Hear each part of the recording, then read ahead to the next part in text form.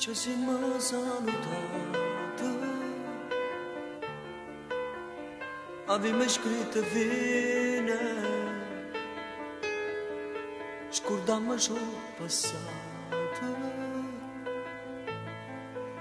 ma non siamo felici, perché sappiamo già,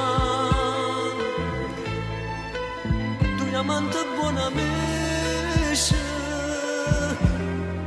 non possono mai restare,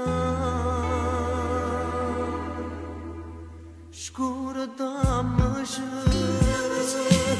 come se fosse niente retto tu, perdiamoci, addoor non ci potremmo incontrare più.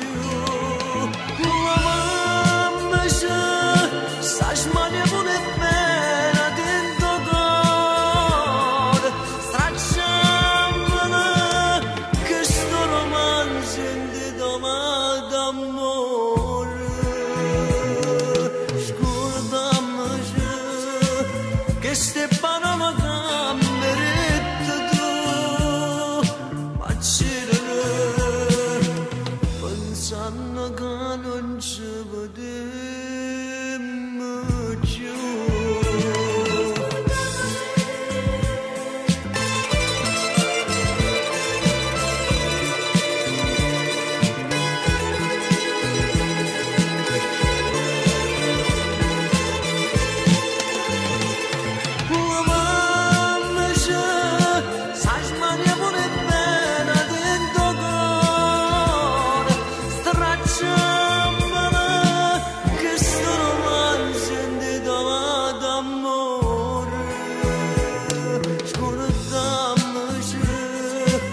Queste parole cambierete tu, ma c'era pensando che non c'è.